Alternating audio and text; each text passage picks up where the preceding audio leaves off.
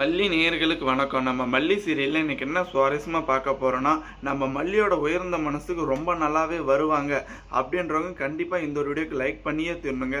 ஏன்னா நம்ம மல்லி இருந்துக்கிட்டு இப்படி ஒரு காரியம் பண்ணுவாங்கன்னு கொஞ்சம் கூட எதிர்பார்க்கல. ஏன்னா நம்ம விஜய்க்கு வந்துட்டு எப்போயுமே பிடிச்ச மாதிரி தான் நம்ம நடந்துக்கணும்னு இப்படி ஒரு காரியத்தை வந்துட்டு இழந்துட்டாங்க. என் வாழ்க்கையே போனாலும் பிரச்சனை இல்லை அப்படின்னு.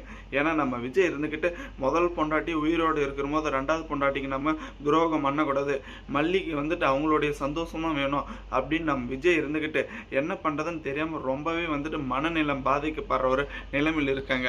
ஆனா உண்மையிலேயே இந்த ரேணுகை வந்துட்டு மனநிலை பாதிக்கப்பட்டாங்களான்னு அப்படின்ற கொஸ்டின் வந்துட்டு நம்ம எல்லாருக்குள்ளேயும் வந்துட்டு ஒரு கேள்விக்குறியா இருக்குங்க. அதுதாங்க கிடையாது.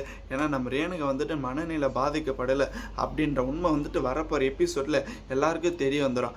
ஏன்னா வந்துட்டு இந்த ஒரு ரேணுகை ஏன் இப்படி நடிச்சுட்டு இருக்காங்கன்னு கூடிய சீக்கிரத்துல வந்துட்டு உங்களுக்கு விரிவா சொல்ல போறாங்க. ஏன்னா இங்க பாத்தீங்களா வீட்டிலேருந்து அனாதையாக யாரும் இல்லாமல் இருக்காங்களோ அவங்கள வந்துட்டு பிடிச்சி அந்த ஒரு இல்லத்தில் வந்துட்டு அடித்து அவங்க மூலிமா காசு பார்க்குறாங்க.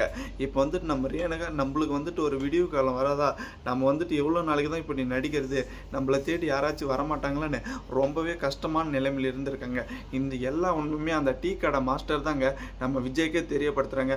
இப்போ தாங்க நம்ம விஜய்க்கு வந்துட்டு ஒரு அளவுக்கு நிம்மதியாகவே இருக்குது. ஏன்னா மனநிலை பாதிக்கப்பட்டுட்டாலோன்னு நினச்சி ரொம்பவே மனசு கஷ்டப்பட்டுட்டாங்க.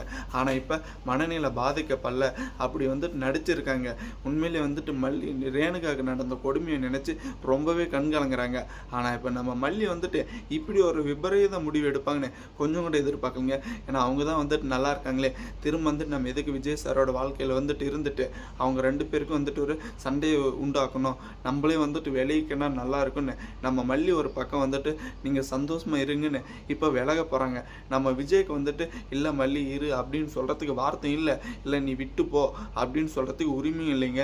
ஏன்னா ஒரு நடுக்கட்டத்தில் தாங்க இப்படி ஒரு வாழ்க்கையை வந்துட்டு நம்ம விஜய் வாழ்ந்துட்டு இருக்கங்க.